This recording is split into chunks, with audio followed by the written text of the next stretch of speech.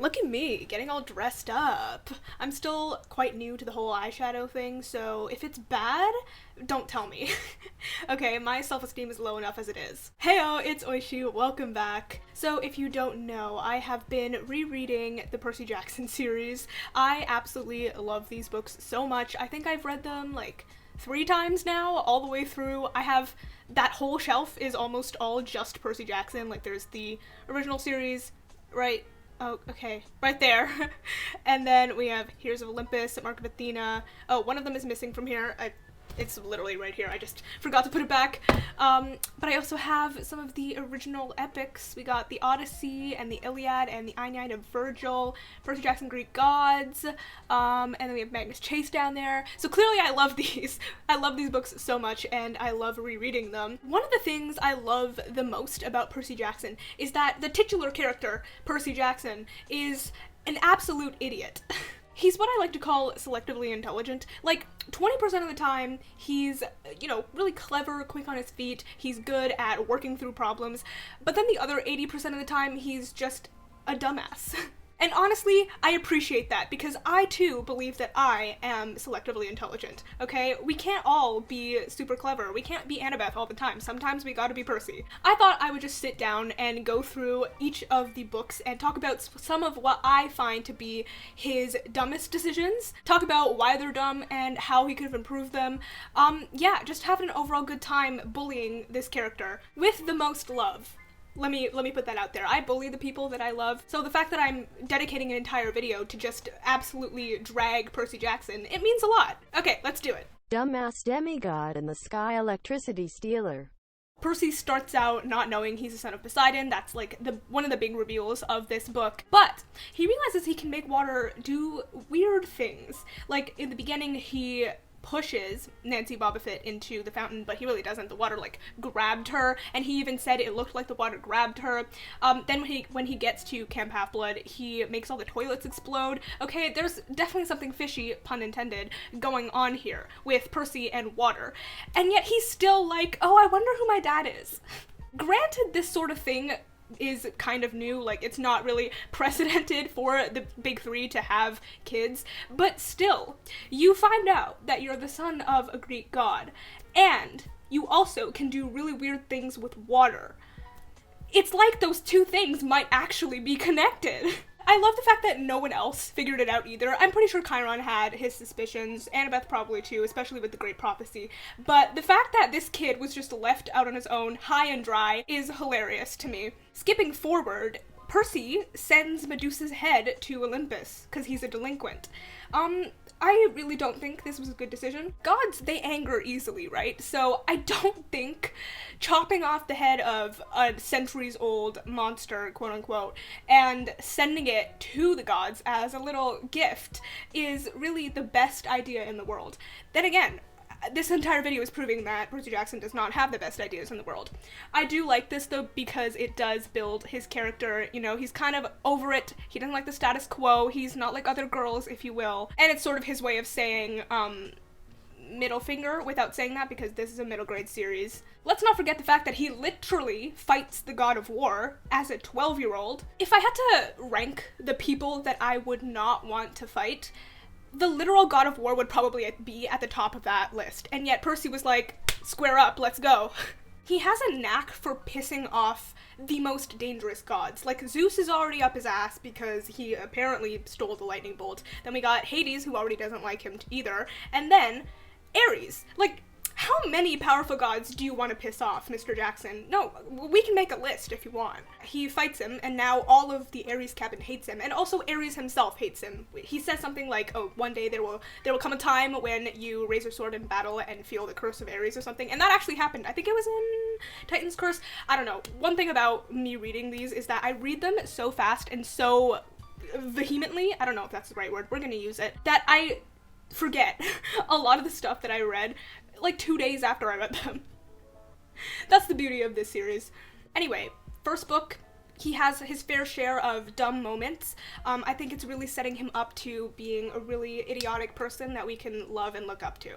Dumbass demigod and the ocean of Beastie Boys.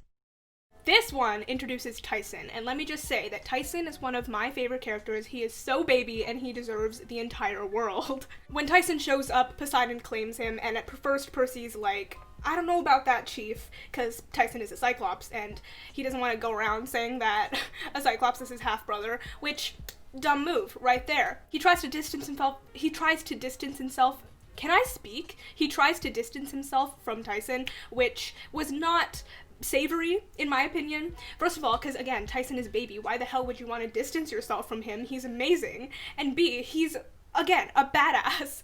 He's fireproof, he can bend metal like it's a straw, okay? Why would you not want this guy on your side forever? Why would you not be boasting to people that, yeah, he's my brother? He does go through some character development and come to realize that he actually does really love Tyson and appreciates him and is very proud to be his brother, and that's very nice, but his initial distancing is dumb. Another dumb thing that has to do with Tyson, when the Princess Andromeda gets blown up, Tyson is separated. They get separated because Tyson was trying to keep it from blowing up. Anyway, they think he's dead for a good, like, third of this book, and Percy was really, really guilty because he never told Tyson that he loved him. He never told Tyson that he was his brother. He never called him that. And I just think, again, if you hadn't been embarrassed, if you had just embraced him as your brother, wouldn't be in this situation right now, my guy. And of course, this is the book that Percy gets turned into a guinea pig. I don't think I have to elaborate on that, but I guess I will. So they're on Circe's island, and Circe? I probably should have prefaced this from the beginning, but I pronounce all of the Greek names the way that I did when I was like 7 or 8, and some of them are bound to be wrong, but, you know, if I pronounced it wrong when I was 7 or 8, then I will continue pronouncing it wrong when I'm 17 or 18. It's just the way it works. Anyway, they're on Circe's island, and Circe is tricking Percy into drinking the thing, and then he becomes a guinea pig. And I'm just like, my guy, you're a demigod. You should know you should know what's up by now. You should know that if something is too good to be true, it probably is. But no, he drinks it, and he gets turned into a literal guinea pig, and Annabeth has to save him. Honestly, he would not have gotten out of this series without Annabeth and Grover, but Annabeth especially. She's the one with the brain cells, and it's honestly a blessing that she was even part of his life, or else he would still be a guinea pig. Dumbass demigod and the big buff dude's bad luck spell. This one is the first one that doesn't take place in summer. It takes place during the winter after that summer. It's in winter, okay? The timeline's kind of weird. It always takes me a little while to figure out when things are actually happening. Anyway, it's in winter. That's all you need to know. And they're looking for Bianca and Nico. The principal or headmaster or whatever of the school is a monster. I forget which one, but he's a monster. And Percy, instead of getting Talia and Annabeth and Grover and, you know, doing this thing as a team, he decides to fight the principal, Dr. Thorne himself. Because centuries-old monster? 13-year-old demigod. Who's gonna win? You tell me. I think he's 14. Either way, he's an idiot. And he pays for it because Annabeth gets kidnapped. So, that's kinda on you. After that, when they get to camp, he messes up Capture the Flag. Talia and him are co-teaming. What is it called? It's almost 6 p.m. on a Friday, and my brain stops working at approximately 2 p.m. on Fridays, so yeah, they're co-captaining, that's the word. They are co-captains for Capture the Flag, and Percy messes it up. Talia tells him to stay in his spot because, you know, they have a strategy, but Percy, being the reckless kid he is, sees an opening, quote-unquote opening, and goes for it, but ends up backfiring because the other team gets the flag first, and then they blow up at each other, and it's really not a good look. I know what this is trying to set up. Obviously, it's trying to show that they're betting heads, especially because Talia is the daughter of Zeus, Percy's the son of Poseidon. They've never gotten along, so of course Talia and Percy would have their issues, especially because up until now Percy has kind of been like the leader, and so to have someone who technically would be of a higher rank than him is kind of not good for his ego. The damn food court. I don't care what anyone says. That entire damn sequence is still hilarious, even like 10 years later, okay? It's dumb, but it's so funny. Speaking of the dam, this is where he almost kills Rachel Elizabeth Dare because he thinks she's a monster. He kind of just like, he swung the sword first and thought later. Thankfully, Celestial Steel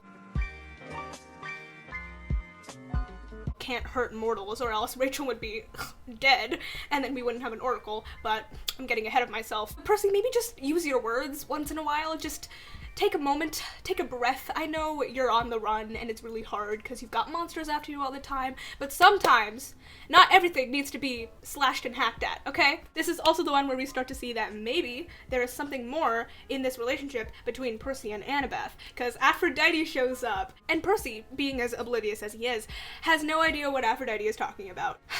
Percy, sweetheart, take a look deep within yourself and tell me, do you really not know? I think she's a little bit more than a friend, if you will. Also, of course, the big one, the big dum-dum move of this one is promising to Nico that he's gonna protect Bianca, and then doing the exact opposite. In his defense, he did try to stop Bianca from going up into the little is not the right word to use there, the huge machine of Hephaestus's, but he didn't try hard enough. He sort of was just like, Bianca, no, and then Bianca's like, I'm gonna go save your life now, and then she died. So that drives a wedge between Nico and Percy, and honestly, warranted. Nico was sort of wrong in blaming Percy fully, but then Percy was also sort of in the wrong because he did promise, and he should have tried harder, okay? Just saying. Don't make promises you can't keep, children. That's the moral of today. Dumbass demigod and the kerfuffle of the Labyrinth, come in. Okay, this is one of my favorite books of the series. I don't know why, it hits me in the right spot every time. There's a lot of really great moments between all the characters, really great Percabeth moments, and just, I love the setting of the maze so much. The maze, it's a labyrinth. Get it together, Oishi. Percy and Annabeth find the labyrinth by accident while they're playing, not Capture the Flag, it was something else, but they were doing one of those camp activities, and they fall into the maze, and they're like, let's not go back in there. But then the quest that is granted to Annabeth has to do with the maze. So Percy was like, yeah, I'm not going back in the maze. But then Annabeth asked him and he's like, hell yeah, let's go. The fact that he specifically was like, I don't really want to go back in there. But then as soon as Annabeth asked him, he's like, yes, I will lay down my life for you. And you know what? I'm gonna say that this is dumb, but it's sweet because, you know, his feelings for Annabeth are growing. They're already really good friends. He's starting to have more than friends feelings towards her. And so of course he's gonna be by her side, especially since Grover and Tyson are going too. He wants to be by all his friends, also wants to be by the girl he's potentially having feelings for. So I let this one slide. It's dumbassery because of being in love, but not knowing you're in love yet. Hera shows up and she tells them that Percy knows how to get through the labyrinth, but he can't figure it out yet. And that's just...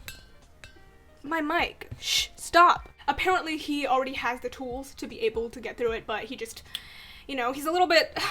nobody's up here. And of course the tool is Rachel because she can see through the mist. She sees things more clearly than even demigods do, but he just can't figure that out for some reason. I feel like I'm being too hard on him sometimes because, again, I have read this before, and from Percy's perspective, he's never done any of this before, no matter the number of times that I've read it. But still, Percy, you know, speed it up. When they get to the ranch, and Nico was there too, the Garyon guy, he was like, we're gonna turn you all in. But then Percy was like, wait, let me shovel all the horse poop, and then if I can do that, you let us go.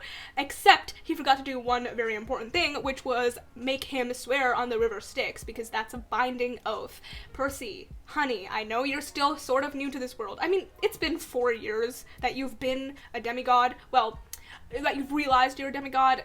I think you really need to brush up on your mythology. That's why Chiron in the first book was saying, this is really important for you. Like, my class is not just a class for you. This is really important stuff for you. And the fact that he still doesn't even know basic mythology sometimes. Should have made him swear on the river Styx. Then maybe you wouldn't have to fight him, and then maybe you wouldn't have to just hope and pray that your arrow flew straight. Which it only flew straight because Hera made it. I'm pretty sure.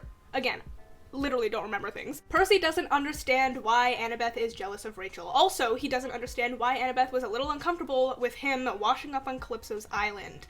Again, I feel like a lot of these are just Percy being oblivious towards his own feelings towards Annabeth and Annabeth's feelings towards him. Percy, sweetheart, she likes you, and you like her. So of course she's a little bit uncomfortable with Rachel being here, and you immediately jumping to Rachel once you figure out that's how you get through the labyrinth. Labyrinth, come in. Is he just doing it on purpose now, or is this real? Because I feel like you should be able to figure that out. I know teenagers are stupid. I am one. I'm stupid. But some things are pretty clear. And the whole Percybeth attraction to each other, that's very, very clear. They go back to the labyrinth and they come across the fight arena place where Antaeus, which is another son of Poseidon, is holding all these fights. And he makes Antaeus swear on the river Styx that if he wins, they all get to leave. But he doesn't make Luke swear. Sir, if you win this fight, that means Antaeus will be dead, which means that he can't uphold the river Styx oath. But you know who else is there? Luke, who 100% will not let you leave if Antaeus is dead. He even says, immediately, he's like, damn, Luke did exactly what I thought he would do. If you knew he would do that, then why did you not make him swear on the river Styx as well? Percy, come on! This is the person who's supposed to save the world? My goodness. You know, maybe Athena was right. Maybe we should have killed him when we had the chance. Near the end of the book, when Cronus takes on the form of Luke, Percy follows them, right? And he opens the coffin. Like, they weren't ready. They weren't ready to open up the coffin and make him rise yet. They were getting prepared for that, but they weren't gonna do it right then. But Percy, the smart aleck that he is, opens the coffin. He's like, oh my goodness, I can kill him. I can kill him right now. But then he opens it and he sees Luke and he hesitates. Sir, you just made the Titan Lord rise faster than if you had just, like, stayed out of there. Seriously. Why is he the chosen one?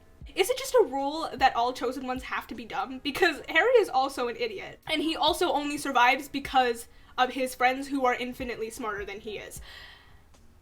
Why is Annabeth not the chosen one? Why was Hermione not the chosen one, okay? Whoever is doing the choosing, please choose better. Dumbass demigod and the final resident of the Empire State Building. Okay. We're getting down to it. Early on in this one, while Percy's at camp, he has a dream that Rachel has painted all of these really yikes scenes that are very prophetic, and he really wants to call her, but the only way that he says he can do it is to either iris message or to phone call, and obviously he can't phone call because he would have to use Annabeth's cell phone, and Annabeth would not enjoy that, and he can't iris message. But my question is, why? Why can't you iris message? At first I was like, oh, maybe you can't iris message mortals. But then, no, I remember specifically, he iris messaged his mom in, I believe it was the Titan's Curse, and that's how he found out about Paul. So why would you not be able to iris message Rachel? I don't think there's a reason. I think he's just being dumb. Yeah, that's probably it. Okay, we're getting to the one that is probably the most hilarious out of everything that I have presented to you already. Percy and Nico, they travel to the underworld because Nico found out that the way that Luke was able to take on Cronus' body is because he bathed in the river Styx, and now he's invincible, and the only way that Percy stands even an iota of a chance against Cronus is if he too bathes in the river Styx. So he's about to go in, and he has to focus on one part of his body that'll anchor him to the mortal world, that will eventually become his Achilles' heel. He chooses the small of his back. Ma'am, this is a Wendy's. Now I will present you a quote in which he justifies why he chose the small of his back. It says, "It was well defended when I wore my armor. It would be hard to hit by accident, and few enemies would aim for it on purpose." Okay, that sounds great, right? But then, the very first fight he gets in, it's on the bridge. I forget which one, but it's a bridge in New York, because that's where this story takes place, if you didn't know. The very first fight that he's in, he's fighting, he's got Annabeth behind him, you know, they're tag teaming this like the iconic couple that they are. Ethan Nakamura almost stabs him exactly where his Achilles heel is, and Annabeth, because she has that feeling that Percy's in danger, jumps in front of him to save his life. Sir, you bathed in the river Styx. You chose your Achilles heel to be a place that you almost immediately got stabbed in.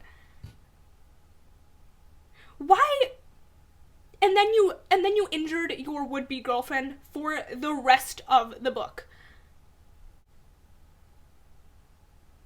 All the reasons he gave sound great. Like, oh my goodness, it's defended by my armor, it's hard to hit, no one would aim for it on purpose, it's hard to hit by accident. Ethan Nakamura almost hit it by accident. He's so dumb.